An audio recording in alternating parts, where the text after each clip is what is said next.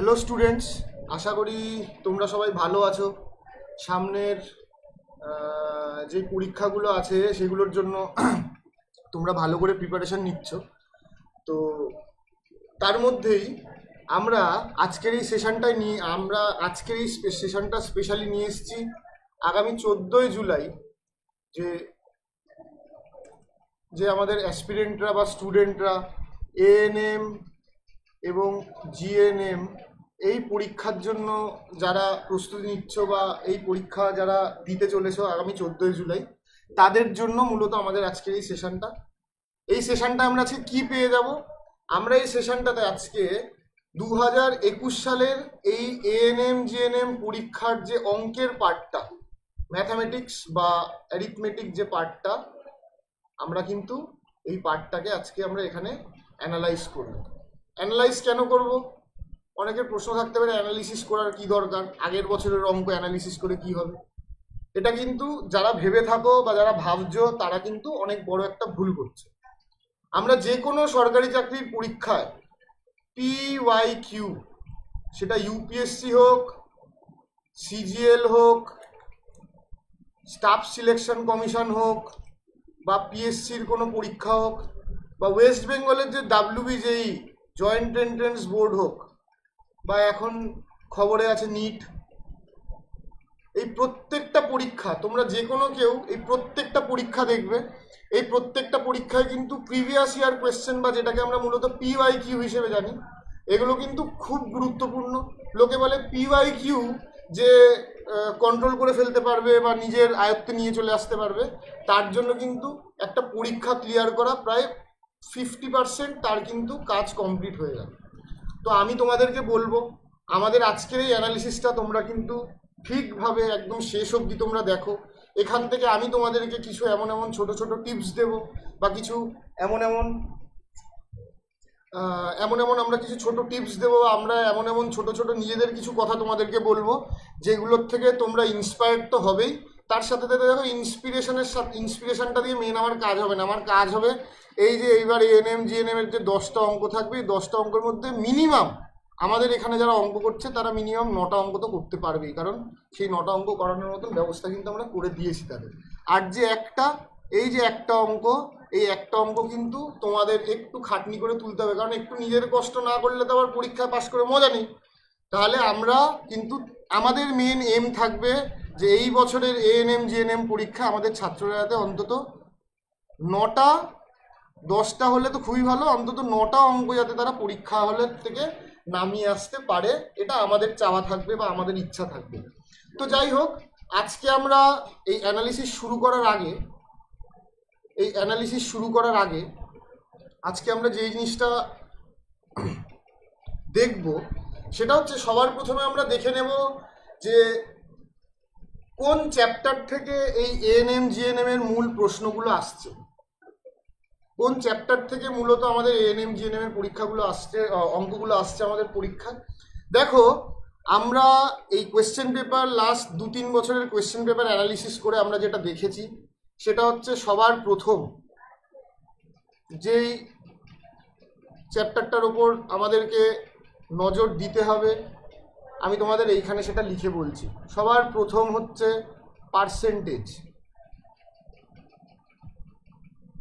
পার্সেন্টেজের কিন্তু মূল ডিরেক্ট কোনো অঙ্ক এখানে আসছে না, ডিরেক্ট কোনো অঙ্ক খুব কম আসছে, কিন্তু পার্সেন্টেজের অ্যাপ্লিকেশন দিয়ে কিন্তু প্রত্যেক বছর কোনো না কোনো অঙ্ক আসছে। 2 নম্বর হচ্ছে টাইম অ্যান্ড ওয়ার্ক, এর সাথে সাথে চলে আসে টাইম অ্যান্ড ওয়ার্ক মানে সময় কার্য, এর সাথে সাথে চলে আসে পাইপস অ্যান্ড সিস্টার্নস, এই এক ধরনের অঙ্ক। এই দুটো টাইপের মধ্যে থেকে একটা টাইপের অঙ্ক আসছেই। আর দেখো, আমরা সবাই জানি, আমরা শিখেওছি, এই দুটো টাইপের অঙ্ককে যদি আমরা এই যে কোনো একটা পার্ট, দুটোর মধ্যে যে কোনো একটা পার্টকে যদি আমরা শিখতে পারি, তাহলে কিন্তু অপর পার্টটাও খুব আরামসে হয়ে যায়। 3 নম্বর কি আসছি? 3 নম্বরে আমরা পেয়ে যাচ্ছি রেশিও প্রপোর্শন, এই 3 নম্বর রেশিও প্রপোর্শন। 4 নম্বর কি পাচ্ছি আমরা? খুব গুরুত্বপূর্ণ 4 নম্বর হচ্ছে ভলিউম অ্যান্ড সারফেস এরিয়া মানে আয়তন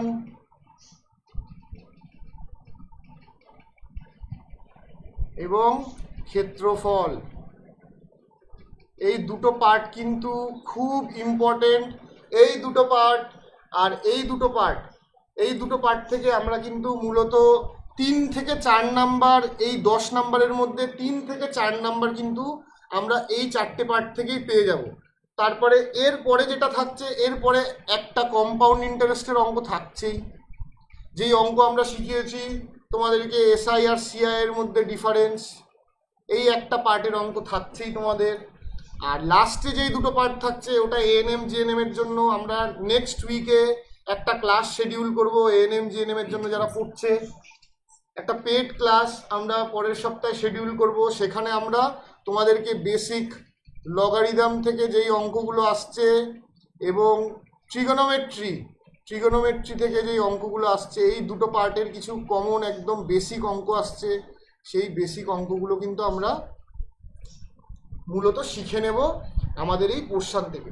তো দেখো তোমাদেরকে আমি এই যে চ্যাপ্টারগুলো বললাম বা আমাদের পেড ক্লাসগুলোতে লাস্ট যে 12টা ক্লাসে, লাস্ট আমাদের 12টা পেড ক্লাসে যেই অঙ্কগুলো করানো হয়েছে, আমরা মূলত দেখতে পাচ্ছি অঙ্কর ধরন কিন্তু এর আশেপাশেই ঘুরছে, এর বাইরে কিন্তু কোনো কিছু যাচ্ছে না। যারা এনএম জিএনএম এর জন্য পড়ছো তাদের জন্য স্পেসিফিক্যালি আমাদের গত পেড ক্লাসগুলোতে যা যা পড়িয়েছি আমরা সেগুলোর মধ্যেই কিন্তু জিনিসপত্র ঘোরাঘুরি করছে, তার বাইরে কোনো কিছু কিন্তু যাচ্ছে না। তো এই যে এই কটা চ্যাপ্টার আমি তোমাদেরকে বললাম, এই 1 2 3 4 5 6 7 8, এই মূলত যে 8টা চ্যাপ্টার আমরা দেখতে পাচ্ছি, এই 8টা চ্যাপ্টারের মধ্যে থেকেই কিন্তু প্রিভিয়াস ইয়ারের কোয়েশ্চেনগুলো সব এসছে। এবার দেখো আমরা এখানে কেউ জ্যোতিষ চর্চা বা জ্যোতিষবিদ্যায় কিন্তু এই মুহূর্তে আমরা সেগুলো নিয়ে তো পড়াশোনা করছি না। তো এবছর কি অঙ্ক আসবে সেটা বলা কারোর পক্ষে সম্ভব না। যদি কেউ বলে থাকে যে হ্যাঁ এই অঙ্কই আসবে তোমরা এটাই পড়ো, এইরকমভাবে তোমরা বিভ্রান্ত হয়েও না। তোমরা কিন্তু যা যা তোমাদেরকে শেখানো হয়েছে বা সিলেবাসে যা যা আছে তোমরা প্রত্যেকটা জিনিস কিন্তু রিভাইজ করে যাবে। আমাদের পেড ক্লাসগুলোতে যা যা করানো হয়েছে বা আমাদের এখান থেকে তোমরা যে ভিডিওগুলো দেখছো, সেই ভিডিওগুলো দেখলে কিন্তু তোমরা অনেকটা আইডিয়া পাবে যে এই পরীক্ষাগুলোতে কী চ্যাপ্টার আসছে বা কী চ্যাপ্টার আসছে না। যদি কেউ এই বিভ্রান্তিতে যেও না যে আমাদের এই অঙ্কগুলোই দিয়ে দিচ্ছে মানে এই অঙ্কগুলোই আসবে। যদি কেউ দিয়ে দেয় তাহলে ওই সিনেমার মতন বলতে হবে যে কাল্পনিক বা কোনো কিছুর সাথে আমাদের কোনো সম্পর্ক নেই। আমারও যদি দেওয়া কোনো 10টা অঙ্কের মধ্যে 2টো অঙ্ক চলে আসে, আমিও এটা কখনো দাবি করবো না আমি জেনে দিয়েছিলাম। কিন্তু তোমাদেরকে এই যে অঙ্কগুলো আমি বললাম, এই চ্যাপ্টারগুলো তোমরা যদি ভালো করে শিখে যাও তাহলে এর মধ্যে থেকে অন্তত 70%, 10টার মধ্যে 7টা অঙ্ক তোমাদেরকে যা করিয়েছি তার মধ্যেই তোমাদের পাওয়ার চান্স কিন্তু অনেক বেশি। তো এই হলো গেল আমাদের কোয়েশ্চেন পেপার অ্যানালিসিস। এইবার কোয়েশ্চেন পেপার অ্যানালিসিসের সাথে আমরা কিছু কিছু জিনিস একটু ছোট্ট ছোট্ট বলে দিই যেগুলো ধরো তোমাদের কাজে লাগবে। যেমন ধরো প্রথমে এই অঙ্কটায় আসছি আমরা, এই 41 নম্বর অঙ্কটা কি বলছে, ratio of volume of 2 cubes is 1:27। দুটি ঘনকের আয়তনের অনুপাত হচ্ছে 1:27। তাহলে দেখো যখনই আমরা ঘনকের আয়তন দেখি, ঘনকের আয়তন কি দিয়ে আমরা নির্ধারিত করি, ঘনকের আয়তন নির্ধারিত করি আমরা কিন্তু ঘনকের একটা সাইড দিয়ে, সাইড মানে একটা এজ যেটাকে আমরা বলি বা কোণা। ধরো এই হচ্ছে একটা ঘন, এই একটা যদি ঘন হয় তাহলে আমরা এই যে কোণাগুলো দিয়ে কিন্তু আমরা একটা ঘনর ভলিউম হোক মানে আয়তন হোক বা সারফেস এরিয়া হোক, এগুলো কিন্তু আমরা শুধুমাত্র এর ওপর ভিত্তি করেই কিন্তু আমরা পেয়ে থাকি বা আমরা ক্যালকুলেট করে থাকি। তো এই অঙ্কগুলোর ক্ষেত্রে যখনই ভলিউম বলবে, আমাদেরকে এই অঙ্কগুলো সঠিকভাবে করার জন্য যে জিনিসটা জানতে হবে বা যে জিনিসটা করতে হবে সেটা হচ্ছে ফর্মুলা। ফর্মুলা কি দেখো, ভলিউম সারফেস এরিয়া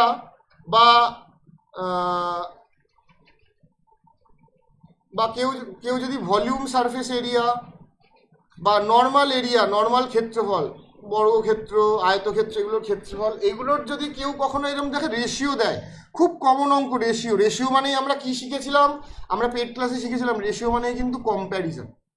কম্প্যারিজন মানে দুটোর তুলনা। তাহলে দুটোর তুলনা যদি আমি করি তাহলে দেখো আমার একটা এক্স আর একটা ক্যাপিটাল এক্স, তাহলে এক্স কিউব এই দুটো মিলে 1 এর 27 হবে। তাহলে আমরা এক্স বাই এক্স এখানে পেয়ে যাব 1/3। আবার সারফেস এরিয়া কি, সারফেস এরিয়া হচ্ছে 6a², মানে 6x² ক্যাপিটাল। তাহলে এই কেটে গেল, তাহলে আমি আবার এটাকে 9 করে দেবো। তাহলে তোমাদেরকে এইটা বলার আমার কারণ হচ্ছে, দেখো এই 1/27 থেকে আমি জানি ভলিউমের এরিয়া কিউব দিয়ে হয়, কিউব ঘনমূল। তাহলে এই 1/27 থেকে আমি 1/3 ফেরত চলে আসতে পারবো। 1/3 যদি ফেরত চলে আসতে পারি, অনেকে কিন্তু ভুল করে ফেলবে এখানে 1/3 কিন্তু কি পাচ্ছি আমরা যে এজ বা সাইডগুলোর যে রেশিও সেটা 1/3। সেইটাকে যদি আমার সারফেস এরিয়া বার করতে বলে, তাহলে আমাকে জানতে হবে এরিয়া কি, সারফেস এরিয়া 6a²। তাহলে স্কোয়ার যেহেতু ইউজ করছে, তাহলে 1/3 সাইড পেলাম, তাহলে 1/9 আমার সঠিক উত্তর হয়ে যাবে। যারা একটু প্র্যাকটিস করেছে বা ভলিউম সারফেস এরিয়ার অঙ্ক যারা একটু হলেও প্র্যাকটিস করেছে, তারা কিন্তু একবারে দেখেই এটা বলে দেবে যে, তারা কিন্তু একবারে দেখেই এটা বলে দেবে যে এই 1/27 থেকে আমি এজে ফিরবো,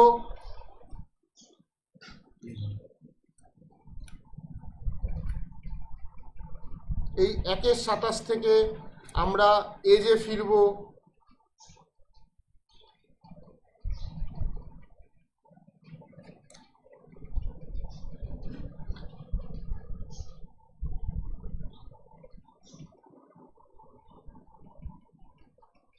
একের 27 থেকে আমরা এজে ফিরবো 1/3, 1:3 কি করে, এটার কিউব রুট করে।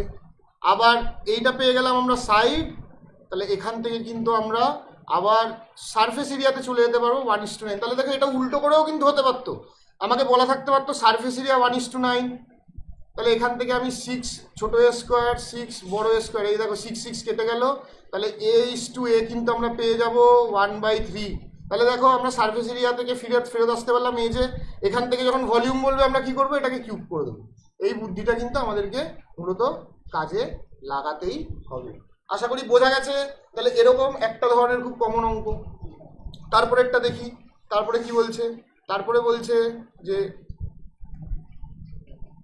when a certain number, দেখো এই অঙ্কটা আমরা কোথা থেকে পাচ্ছি, when a certain number is added to each number 2, 4, 6 and 10, the resultant numbers are in রেশিওমেট্রিক মানে সমানুপাতি বা প্রপোর্শনাল, আমরা যেটাকে বলি প্রপোর্শনাল।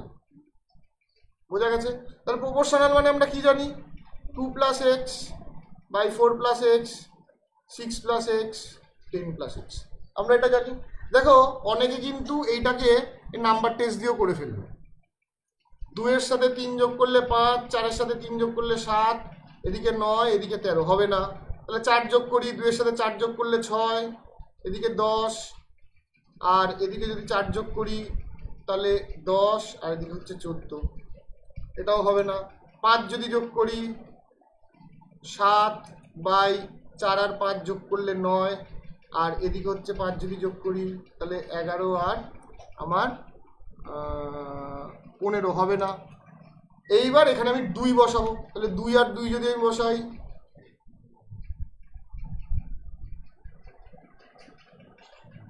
4/6, 8/10, তাহলে দেখো এটা মিললো। তাহলে আমার এই অঙ্কটাই নাম্বার টেস্ট দিয়ে করার কারণ কি, যখনই এরকম ধরনের কোনো নাম্বার তোমরা পাবে 2, 4, 6, 10, তোমরা মূলত চেষ্টা করবে এই 2 আর 4 দিয়ে জিনিসটাকে দেখার। এই 2 আর 4 দিয়ে যদি তোমরা জিনিসটাকে দেখো, তাহলে কিন্তু তোমরা পেয়ে যাবে যে নাম্বারটা প্রপোর্শনে আছে কিনা। দেখো এই ট্রিকগুলো কিন্তু তোমাদেরকেই অঙ্ক করে করে প্র্যাকটিস করে করে তোমাদেরকে শিখতে হবে, নাহলে কিন্তু তোমরা এই পার্টগুলো তোমরা কিন্তু অতটা ভালোভাবে কন্ট্রোল করতে পারবে না। এই একটা গেল। আরেকটা অঙ্ক খুব কমন আমরা পাই এএনএম জিএনএমদের জন্য, কি পাই, সেটা হচ্ছে পপুলেশন রাইজ। দেখো একটাই ফর্মুলা এটার জন্য, কম্পাউন্ড ইন্টারেস্টে শিখেছিলাম a = p × 1 + r/100^n। এটাই এখানে আমরা বসিয়ে দিই। কি বলেছে, n আছে এখনকার পপুলেশন, তাহলে n লিখলাম, 1 + r কত আছে 2x, তাহলে 2x এখানে লিখবো, এতটা বাড়ছে।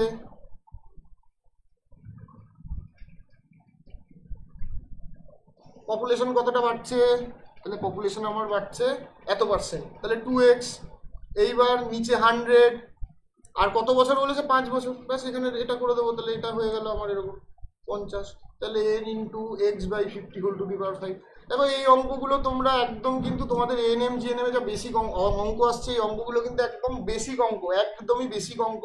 এই বেসিক অঙ্কগুলো তোমরা যত ভালো করে প্র্যাকটিস করবে, বেসিক ফর্মুলা এএনএম জিএনএম এর জন্য বেসিক ফর্মুলা, তোমরা সায়েন্সের ব্যাকগ্রাউন্ডের স্টুডেন্ট বা তোমরা সায়েন্স ব্যাকগ্রাউন্ড নিয়ে পরবর্তীকালে কাজ করবে, এই ফর্মুলাগুলো তোমরা যদি একবার করে ভালো করে দেখে নাও, আমি সব এএনএম জিএনএম স্টুডেন্টদেরকে বলছি, ফর্মুলাগুলো যদি তোমরা প্রত্যেকটা চ্যাপ্টারের ভালো করে দেখে যাও, এই ফর্মুলার বেসিক ইমপ্লিমেন্টেশন কিন্তু তোমাদের এএনএম জিএনএম এ আসছে। তোমরা কিন্তু ফর্মুলা, সবাইকে বারবার বলছি, ফর্মুলার উপর তোমরা কিন্তু জোর দাও, ফর্মুলার উপর জোর দিলেই কিন্তু তোমাদের মূলত এএনএম জিএনএম এর 10টা অঙ্ক আরামসে নেমে যাবে। যেমন দেখো আরেকটা আবার পরের অঙ্ক কি বলছে, বলছে আ solid brush spear of 42 centimetre, মানে একটি 42 সেমি ব্যাসের নিরেট গোলক।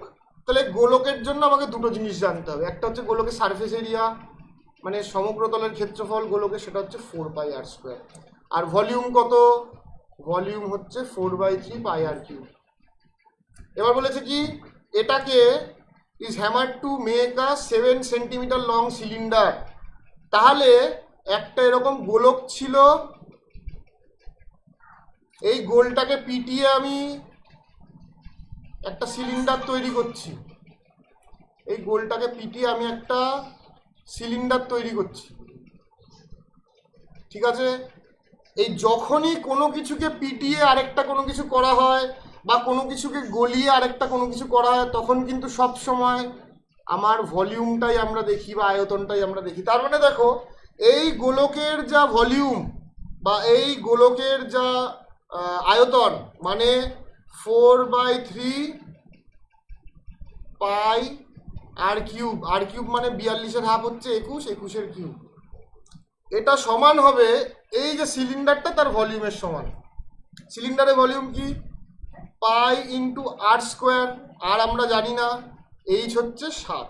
এবার এখান থেকে আমার পাই পাই কেটে যাবে, তাহলে r² এর ভ্যালু আমরা পেয়ে যাব 4/3 × 21 কিউব ইন্টু বাই 7। এইটাকে ক্যালকুলেট করলেই আমরা আমাদের এই উত্তরটা কিন্তু, এখানে যে উত্তরটা হবে সেটা কিন্তু আমরা পেয়ে যাব। তাহলে এই হচ্ছে আমাদের ভলিউম সারফেস এরিয়ার যে ধরনের অঙ্কগুলো কিভাবে করা যায়। আরেকটা ধরনের অঙ্ক আসতে পারে ভলিউম সারফেস এরিয়া থেকে, কি, একটা বড় কোনো জিনিস গলিয়ে একটা ছোট জিনিস তৈরি করা। তখন কি করতে হয়, যে বড় ফিগারটা দিয়েছে, তো বড় একটা ঘনক বললো বা ঘন বললো, সেই volume of big figure by volume of small figure. ধরো একটা বড় ঘনককে গলিয়ে বললো তোমাকে গোলক তৈরি করতে হবে, তাহলে ওপরে আমার ঘনকের a³ থাকবে আর নিচে গোলকের 4/3πr³ থাকবে। এরকম ধরনের অঙ্কগুলো কিন্তু তোমাদেরকে ঠিকঠাকভাবে দেখে নিতে হবে বা ঠিকঠাকভাবে তোমাদেরকে বুঝে নিতে হবে। এই অঙ্কগুলো একদম যে কোনো চ্যাপ্টারের খুব বেসিক জায়গা থেকে আসে, সেই বেসিক জায়গা থেকে কিন্তু এই জায়গার অঙ্কগুলো আমাদেরকে বুঝে নিতে হবে। আরেকটা অঙ্ক দেখো, তোমাদেরকে বলছিলাম time and work. Time and work কি বলছে, টাইম অ্যান্ড ওয়ার্কের এই অঙ্কটা বলছে যে রাম ও মাধব একত্রে একটি কাজ 4 দিনে শেষ করে। 1/r + 1/m = 1/4, একদিনের কাজ। আলাদাভাবে কাজ করলে রামের যতদিন সময় লাগে মাধবের তার চেয়ে 6 দিন বেশি সময় লাগে। তাহলে রাম যদি x দিনে করে, মাধব x + 6 দিনে করবে, তাহলে 1/x + 1/x + 6 = 1/4। এখান থেকে x এর ভ্যালু বার করবো, x এর ভ্যালু যেটা বেরোবে সেটাকে উল্টে দিলেই আমরা, x এর ভ্যালু যেটা আমরা পেয়ে যাব এখানে, সেটাই হয়ে যাবে রামের একা একটি কাজ করতে কতদিন সময় লাগবে, ব্যাস হয়ে গেল। এই হচ্ছে তোমাদের মোটামুটি এরকম ধরনের অঙ্ক আসছে বা এসে থাকছে। এইবার আমরা যে পার্টটা দেখব সেটা হচ্ছে জিআই কি আসছে। দেখো এই জায়গাটা একটু অ্যানালিসিস কিন্তু আমাদের খুব ভালো করে করতে হবে। এই অ্যানালিসিসটা কি বলছে দেখো, জিআইতে যে জিনিসটা আসছে, এই জিআই এর 5 নম্বরও কিন্তু খুব গুরুত্বপূর্ণ হয়ে উঠছে আমাদের জন্য। জিআই কি বলছে, জিআই বলছে সবার প্রথমে find the odd one out. এই ধরনের কিন্তু একটা জিনিস আসছে। এবার দেখো তোমাদের অড ওয়ান আউট আমি কি, মানে আমরা কি আলাদা করে বলবো। অড ওয়ান আউট যে কোনো কিছু আসতে পারে। অড ওয়ান কিরকম আসতে পারে, ধরো যেরকম পার্ট অড ওয়ানের প্রথম হচ্ছে, ধরো এমন প্রাণী দিল, অ্যানিম্যাল, 2 পা আর 4 পা। 3টে এরকম প্রাণী দিল যার 2টো পায়ে হাঁটে, 4টে এরকম প্রাণী দিল, একটা এরকম প্রাণী দিল 4টে পায়ে হাঁটে, এরকম আসতে পারে। অড ওয়ান আউট কিরকম আসতে পারে? ধরো বললো 1, 3, 5, 8 এটা দিল, এখান থেকে অড ওয়ান আউট 8 হবে। দেখো 8 কত রকম ভাবে হতে পারে, এই 3টে অড নাম্বার বা বিজোড় সংখ্যা, এটা জোড় সংখ্যা, এরকম একটা হতে পারে। এই 3টে মৌলিক সংখ্যা, এটা না, এটাও একটা হতে পারে। তো এই হচ্ছে তোমাদের মূলত odd one out. Odd one আউটের জন্য কিন্তু তোমাদের যে বেসিক কমন সেন্স, এই লজিক্যাল রিজনিং, এই লজিকটা কিন্তু আমাদের সবাইকে মাথায় রাখতে হবে। লজিক ছাড়া কিন্তু এই পোর্শনটা ক্যালকুলেট করা বা কমপ্লিট করা কিন্তু খুব মুশকিল। তাহলে এই এক ধরনের আমাদের লজিক্যাল রিজনিং আসছে। আরেক ধরনের কি আসছে? আরেক ধরনের আসছে হচ্ছে রিলেশনশিপ। ধরো বললো লাইট ক্যান্ডেল, তার মানে কি এখান থেকে আমাদের এই জিনিসটা বুঝতে হবে যে রিলেশনশিপটা কি। দেখো এখানে ক্যান্ডেল থেকে আমরা লাইট পাই, ক্যান্ডেল থেকে আমরা লাইট পাই, তাহলে আর কি? এক্সারসাইজ স্ট্রেংথ, ডায়েটিং, ওভারওয়েট, পাওয়ার, ব্যাটারি, কার ইঞ্জিন। আমরা কিন্তু এখানে দেখো এক্সারসাইজ থেকে আমরা স্ট্রেংথ পাই, কিন্তু এটা কিন্তু হবে না। কেন এটা হবে না? কারণ এখানে বলেছিল ক্যান্ডেল থেকে লাইট পাই, তাহলে এখানে হবে ব্যাটারি থেকে আমরা পাওয়ার পাই। তাহলে এটা কিন্তু সঠিক, এটা কিন্তু না। অনেকে কিন্তু এটাকে ভুল করে দাগিয়ে দেবে। এটা তোমরা এই ভুলগুলো করবে না। সিকোয়েন্স, তোমাদের অর্ডার যা আছে সেই অর্ডার, এই জিনিসগুলোতে বা এই জিআইগুলোতে আমরা মূলত যে ভুল করে থাকি সেটা হচ্ছে এই অর্ডারটা ভুল করে থাকি। দেখো কোথার থেকে কি আসছে, এই রিলেশনশিপের লজিক্যাল রিজনিং কিন্তু আমাদের সবার কাছেই থাকে। যেটা থাকে না সেটা হচ্ছে এই অর্ডারটা কিন্তু আমরা ভুল করে ফেলি। এটা কিন্তু তোমরা মূলত মাথায় রাখবে। এরপরে যেটা আসছে, এইটা আমি খুব দেখতে পাচ্ছি সব জায়গায়, এই জিনিসটা অনেকভাবে বিভিন্ন রকমভাবে এই জিনিসটা আমরা দেখতে পাচ্ছি। সেটা হচ্ছে এমন একটা ওয়ার্ড যেটা এইটাকে শেষ করবে আর এইটাকে শুরু করবে। ঠিক আছে, দেখো এর জন্য কিন্তু একটু এই পোর্শনটা করার জন্য আমার কোথাও একটা মনে হয় একটু কিন্তু ইংরেজির জ্ঞান দরকার। ইংরেজির একটু ভোকাবুলারি ছাড়া কিন্তু এই জিআইটা করা একটু মুশকিল আছে। যেমন ধরো এটার উত্তর হবে ডি। অনেকে এক্সপার্ট দেখে এক্সপার্ট বসিয়ে দেবে, কিন্তু পার্টিকেল বলে কিন্তু কিছু হয় না, পার্টিকেল হয়, পার্টিকেল বলে কিন্তু কিছু হয় না। তাহলে এখানে হবে এক্সটেন্ট। দেখো এক্সটেন্ট, আবার টেন্টাকেল মানে হচ্ছে, টেন্টাকেল কোনগুলোকে বলে? টেন্টাকেল তোমরা অক্টোপাস দেখেছো? অক্টোপাস বা হাইড্রা, এই যে বড় বড় এরকম যে দাগগুলো থাকে এগুলোকে আমরা টেন্টাকেল বলে থাকি মূলত। তো এইটা হচ্ছে এই ধরনের। এর পরের যে দুটো, এই পরের দুটো, এইটা হচ্ছে এরকম একটা প্যাটার্ন থাকছে আমাদের। প্যাটার্ন মানে এই প্যাটার্নগুলো তোমাদেরকে বুঝতে হবে। দেখো এখানে একটা লম্বা দাগ আছে, একটা গোল আছে, পরেরটায় এই লম্বা দাগটা শোয়ানো আছে আর এইটাকে এই কোনায় নিয়ে চলে আসা হয়েছে। এইবার তারপরে তাহলে এইটা অপোজিট। দেখো পরের দাগটা আমরা পাচ্ছি, আগেরটা এখানে ছিল, এটা এখানে আছে। তাহলে এর পরেরটা এরকম শোয়া থাকবে, এটা স্কোয়ার এখানে আছে, তাহলে স্কোয়ার থাকবে, এর অপোজিটে থাকবে, এখানে থাকবে, তাহলে এটা হবে উত্তর। এই হচ্ছে আমাদের রিজনিং। লাস্ট এখানে তোমরা বুঝতে পারছো সিরিজ, এরকম ধরনের সিরিজ আমরা আমাদের পেড ক্লাসে প্র্যাকটিস করেছি। তো কি বলছে? GHIJ BCED OPRQTUVW। তাহলে দেখো GHIJ BCDE TUVW POQR, তাহলে POPQR, এইটা কিন্তু এরকম হচ্ছে। তাহলে এইটাই সিরিজের মধ্যে হবে না। তাহলে দেখো এই জিআই এর যে পার্টগুলো, এই পার্টগুলো কিন্তু পরীক্ষার হলে, আমি বারবার তোমাদেরকে বলছি, এটা আমার নিজস্ব এক্সপিরিয়েন্স থেকে আমি তোমাদেরকে বলছি, পরীক্ষার হলে এই পার্টটুকু করার জন্য কিন্তু নিজের মাথার ওপর নিজের ব্রেনের ওপর ভরসা করতে হবে অন্যজনের থেকে বেশি।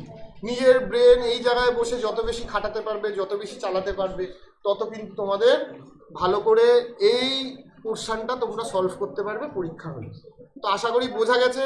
তো যেই চ্যাপ্টারগুলো অঙ্কের তোমাদেরকে বললাম সেইগুলো, প্লাস এই যে জিআইয়ের যে পোর্শনটা তোমাদেরকে বললাম, এই পোর্শনগুলো এরকমভাবে তোমরা যতটা ভালো করে এই আগামী 20-22 দিনে তোমরা প্র্যাকটিস করবে, তত তোমাদের জন্য ভালো।